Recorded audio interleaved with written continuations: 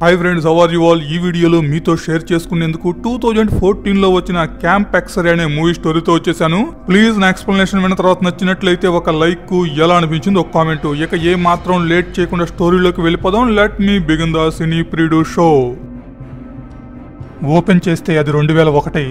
యుఎస్లోని twin towers పై తీవ్రవాదులు దాడి జరిపిన సంవత్సరం. అమెరికన్ గవర్నమెంట్ ఈ తీవ్రవాద చర్యను తమ దేశంపై జరిగిన అతి పెద్ద దాడిగా భావిస్తుంది. ఈ దాడుల వెనుకున్న పాత్రదారులను, సూత్రధారులను ఎవరిని విడిచిపెట్టకూడదని డిసైడ్ అవుతుంది. ఏం చేసైనా సరే, ఎంత టైం పట్టినా సరే దాడి వెనుకున్న పెద్ద తలకాయలన్నింటినీ మట్టుబెట్టి తీరాల్సిందే. దానికోసం తమకు యూజ్ అవుతుంది అనుకున్న ఏ చిన్న దారిని కూడా వదిలిపెట్టాలి అనుకోరు. తమ దేశంలో ఉండి ప్రత్యక్షంగా గాని పరోక్షంగా గాని ఈ దాడుల వెనుక ఇన్వాల్వ్ అయ్యారు అనుకున్న వారందరినీ ట్రేస్ అవుట్ చేస్తారు. అయితే వీరిలో కొంతమందిపై అనుమానం ఉంటుంది తప్ప వారు ఇన్వాల్వ్ అయ్యారు అనడానికి ఏ విధమైన ఎవిడెన్స్ ఉండదో.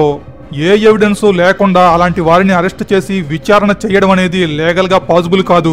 పోనీ వారిని వదిలేద్దామా అంటే ఏమో, వారి దగ్గర నుండే దాడులకు సంబంధించి ఏదైనా క్లూ దొరుకుతుందేమో. ఛాన్స్ తీసుకోకూడదని అలాంటి వారందరినీ లిస్టు వేసి లీగల్ గా అరెస్ట్ చేయకుండా ఇల్లీగల్ గా కిడ్నాప్ చేస్తారు.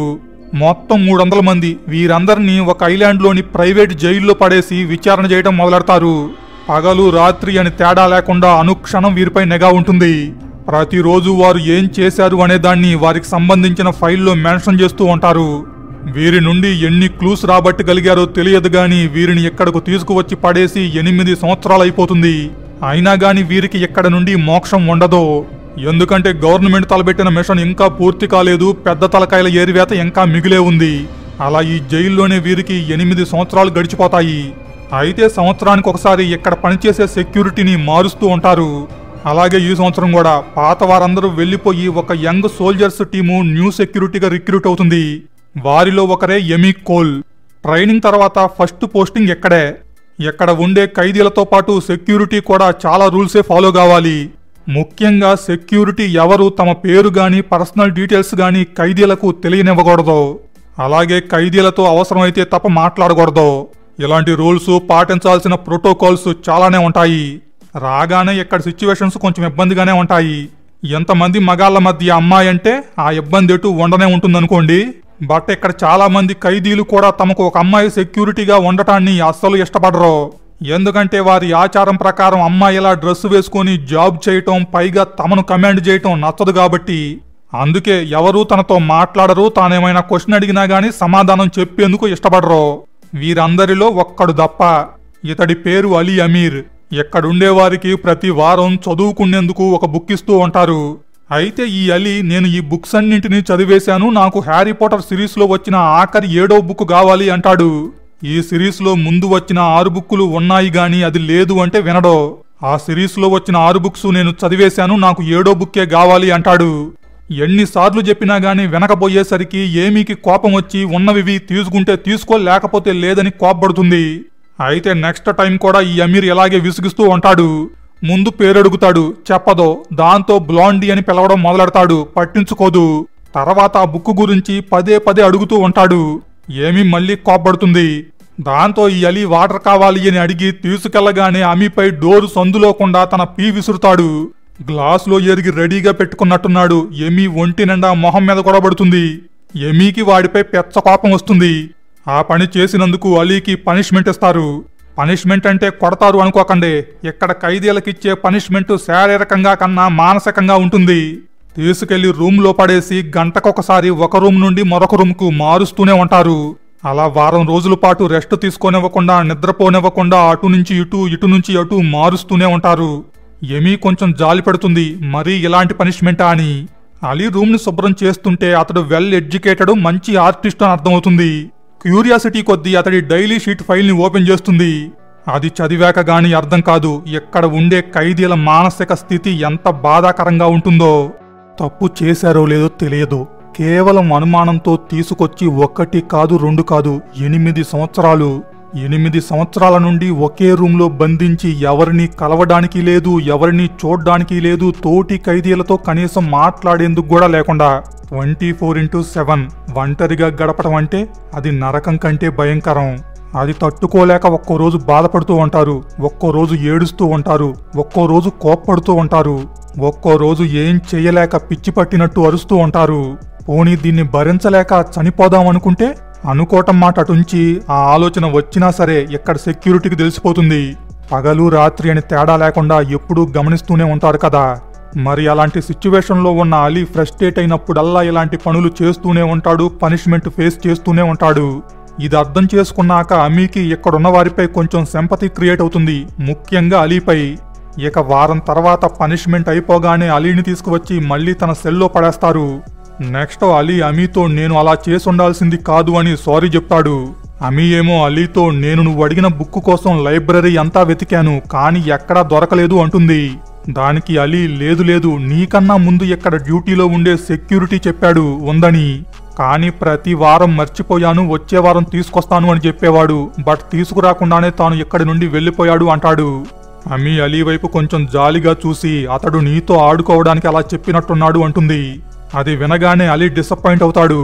అమీతో నేను ఆ బుక్ కోసం 2 సంవత్సరాల నుండి వెయిట్ చేస్తున్నాను. ఆ సిరీస్లో వచ్చిన మొదటి 6 బుక్కులను నేను లెక్కకు మించిన సార్లే చదివాను. ఈ కథలో ఒక పాత్ర ఉంటుంది, అతడు మంచివాడా చెడ్డవాడా అనేది ఎప్పటి వరకు రివీల్ కాలేదు. నేను 2 సంవత్సరాలుగా ఆలోచిస్తూనే ఉన్నాను, అతడు మంచివాడయ్యుంటాడా చెడ్డవాడయ్యుంటాడా అని. కొన్నిసార్లు ఆలోచించినప్పుడేమో మంచివాడనిపిస్తుంది, కొన్నిసార్లేమో చెడ్డవాడనిపిస్తుంది, ఇంకొన్నిసార్లేమో నేను ఎటూ తేల్చుకోలేకపోతాను. నిజంగా ఆ పాత్ర ఎలాంటిది అని తెలుసుకునేందుకే నేను ఆ బుక్ చదవాలి అనుకునేది. నా జీవితంలో నేనింకా దేనికోసమైనా ఎదురు చూసేందుకు మిగిలుంది అంటే ఆ పాత్ర గురించే. అమీ అలీ చెప్పిందంతా వినగలుగుతుంది గాని లైబ్రరీలో లేని బుక్కు తీసుకురాలేదు కదా. బట్ వీరి మధ్య రోజులు గడిచే కొద్దీ ఇంటరాక్షన్ పెరుగుతూ వస్తుంది. ఎక్కడ ఖైదీగా అలీ పెయిన్ ఏంటో అమీ అర్థం చేసుకుంటే అప్పుడే ప్రపంచాన్ని చూడటం మొదలెట్టిన ఒక అమ్మాయి భయాలు కలలు ఎలా ఉంటాయో అలీ అర్థం చేసుకుంటాడు. అలీ ఒక సందర్భాన మాటల మధ్యలో తాను ఇన్నోసెంట్ అని, తనకు ఏ టెర్రరిస్టు గ్రూపులతో గాని వారికి లింక్స్ ఉన్న వ్యక్తులతో గాని సంబంధం లేదు అంటాడు. ఎమీ వింటుంది కానీ నమ్మిందా నమ్మలేదా అనడానికి ఎటువంటి రియాక్షను ఇవ్వదో. అలీ కూడా ఏమీ నమ్మాలి అని ఎక్స్పెక్ట్ చేయడు అనుకోండి, ఎందుకంటే ఎక్కడున్న వారంతా వచ్చినప్పటి నుండి చెప్తున్న మాట ఇదే కాబట్టి. ఇక ఏమీ ఇక్కడికి వచ్చి 9 నెలలు దాటిపోతుంది. టైంతో పాటు వీరి మధ్య ఇంటరాక్షన్ కూడా పెరుగుతూ వస్తుంది. అయితే ఎమీ అలీతో మాట్లాడుతూ ఉండటం ఎమీ సుపీరియర్కు నచ్చదో. ఎందుకంటే మనం వెళ్ళిన ప్రతి చోట ఒక దరిద్రుడు ఉంటాడు కదా, అదెక్కడీడే. ఎమీని లైన్లో పెట్టడానికి ట్రై చేస్తాడు, బట్ వర్కౌట్ కాదు. దాంతో ఎమీకి ఖైదీలు స్నానాలు చేసే దగ్గర కూడా డ్యూటీ వేస్తుంటాడు. డ్యూటీ అంటే ఊరికి అక్కడ నిలబట్టం కాదు, వాళ్ళు స్నానం చేస్తున్నా గాని వాళ్ళ వైపు చూస్తూ అబ్జర్వ్ చేస్తూనే ఉండాలి. వాళ్ళు స్నానమే చేస్తున్నారా లేదా ఇంకేమైనా చేస్తున్నారా అని. వాళ్ళేమో ఒక అమ్మాయి ముందు స్నానం చెయ్యడం ఇష్టం లేక అమీని వారి భాషలో బండ బూతులు తిడుతూ ఉంటారు. బట్ ఏం చేస్తుంది, భరించక తప్పదో. ఇక నెక్స్ట్ అమీని మార్నింగ్ షిఫ్ట్ నుండి నైట్ షిఫ్ట్కు మారుస్తాడు. ఇక రోజులాగే మార్నింగ్ వస్తుంది అనుకొని వెయిట్ చేస్తున్న అలీ రాకపోవడంతో నైట్ వచ్చే వరకు వెయిట్ చేస్తూనే ఉంటాడు. అసలు వస్తుందో రాదో, వేరే బ్లాక్ ఏమైనా డ్యూటీ మార్చారేమోనని మార్నింగ్ నుంచి భయపడుతూనే ఉన్నాడు. నైటు అమీని చూశాక కానీ తన కళ్ళల్లో సంతోషం రాదు. అయితే మాట్లాడుతూ ఉండగా అమీ ఎక్కడకు వచ్చి 10 నెలలు దాటిపోయిందని, త్వరలో ఎక్కడ నుండి వెళ్లబోతుందని తెలుస్తుంది. ఇంకొన్ని రోజులుంటే అమీ కూడా ఇక్కడ నుండి వెళ్లిపోతుంది అని అర్థం కాగానే ఒక్కసారిగా అలీ డెవిస్టేట్ అయిపోతాడు. ఎమీ ఎక్కడకు రాకముందే సెక్యూరిటీ కంట పడకుండా ఎప్పటి నుంచో ఒక చిన్న కత్తిని తన ఖురాన్లో దాచి ఉంచాడు.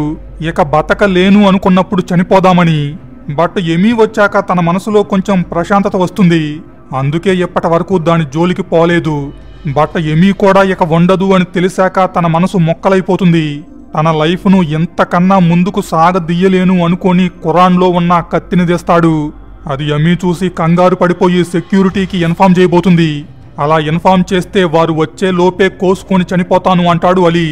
దాంతో ఎమీ సెక్యూరిటీకి ఇన్ఫార్మ్ చెయ్యకుండా అలీ ప్రయత్నాన్ని ఆపేందుకు ట్రై చేస్తుంది. బట్ అలీ అప్పటికే డిసైడ్ అయిపోయినట్టున్నాడు. అమీతో నేను నా లైఫ్ని నాకిష్టం వచ్చినట్లుగా నా చాయిస్ ప్రకారం బతకాలి అనుకునేవాడిని. కానీ ఎక్కడ, మీరు చెప్పినప్పుడే లేవాలి, మీరు చెప్పినప్పుడే తినాలి, మీరు చెప్పినప్పుడే పడుకోవాలి, మీకు నచ్చినట్టుగానే ఉండాలి. ఇక ఇందులో నా చాయిస్ ఎక్కడుంది, నా లైఫ్ ఇంకెక్కడుంది, నాకింక ఇక్కడ నుండి బయటికెళ్తాను అనే ఆశ కూడా ఎప్పుడో చనిపోయింది. నువ్వే చెప్పు, నేనింకా ఇలాంటి బతుకు బతకటం అవసరమా అని అడుగుతాడు. అమీకి కొంచెం సేపు ఏం చెప్పాలో అర్థం కాదు. నిజమే కదా, ఇలాంటి బతుకు బతకడం కన్నా ఛాన్సు దొరికినప్పుడు చనిపోవడమే మంచిది. బట్ ఎమీ అలా అనుకోదు. కొంచెం సేపు ఆలోచించి అలీతో ఎలా అంటుంది, నీ లైఫ్ మీద నీకు ఎటువంటి చాయిసు లేదన్నావు కదా, అయితే ఇప్పుడు నువ్వు బతకాలా చనిపోవాలా అనే చాయిస్ను నీకే వదిలేస్తున్నాను. నువ్వు కోసుకున్నా గాని నిన్ను కాపాడేందుకు నేను సెక్యూరిటీని పిలవను. నువ్వు కోరుకుంటే చనిపోవచ్చు, కానీ డెసిషన్ మాత్రం నీ చేతిలోనే ఉంది. నువ్వు చనిపోవాలా బతకాలా అనేది నువ్వే చూస్ చేసుకోమని ఎప్పటిలాగే రౌండ్స్కు వెళ్తుంది. అన్ని రూమ్స్ను చూసుకుంటూ భయపడుతూనే అలీ రూమ్ దగ్గరికి వస్తుంది, ఏం డిసైడ్ చేసుకోనుంటాడా అని. బట్ చాయిస్ను నీ చేతిలోనే పెడుతున్నాను అనేసరికి అలీ తన చావును చూస్ చేసుకోలేకపోతాడు. తన చేతిలో ఉన్న కత్తిని అమీ చేతికి ఇచ్చేస్తాడు. అమీ అలీ చేతిని పట్టుకొని తన అసలు పేరేంటో చెప్తుంది.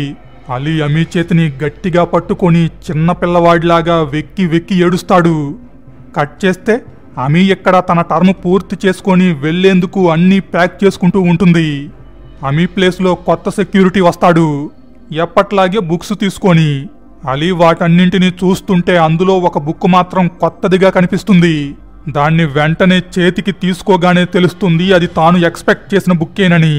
ఓపెన్ చేయగానే ఫస్ట్ పేజీలో ఇలా రాసుంటుంది, ఈ కథలో నువ్వు తెలుసుకోవాలి అనుకుంటున్న పాత్ర మంచిదో చెడ్డదో నాకు తెలియదు గాని నువ్వు మాత్రం మంచివాడివేనని నాకు తెలుసు.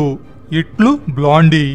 ఎమీ రాసింది చదవగానే అలీ కళ్ళు చెమర్చుతాయి. తాను వెళ్లబోయే టైంకి ఎమీ ఎలాగో కష్టపడి ఆ బుక్కును తెప్పించి లైబ్రరీలో పెడుతుంది. అలీ కొంచెం బాధ మరికొంచెం ఆనందంతో ఆ బుక్కు చదివేందుకు సిద్ధమవుతాడు. అదే బాధ ఆనందంతో అమీ అక్కడి నుండి వెళ్ళిపోతూ ఉంటుంది. వీరిద్దరి మధ్య కనపడని చెప్పుకోలేని ఒక అన్యూజువల్ లవ్ స్టోరీ నడిచింది. అది ఒకరికేమో ఈ జీవితం కోసం ఇంకొంచెం పోరాడొచ్చు అనే శక్తిని, మరొకరికేమో మనలో ఉన్న భయాన్ని ఎదుర్కోగలిగితే జీవితంలో ఏదైనా సాధించగలము అనే నమ్మకాన్ని ఇచ్చింది. ఎక్కడితో మూవీ ఎండ్ అవుతుంది. సో గైస్, ఐ హోప్ మీకు నచ్చింది అనుకుంటున్నాను. ప్లీజ్ నచ్చితే గనక ఒక లైక్, ఎలా అనిపించిందో ఒక కామెంటు, కుదిరితే సబ్స్క్రైబ్ చేసుకొని బెల్ ఐకాన్ కూడా క్లిక్ చేసుకోండి. Very very very very soon మరొక ఇంట్రెస్టింగ్ వీడియోతో మళ్ళీ మనం కలుద్దాం. అంతవరకు సయోనారా.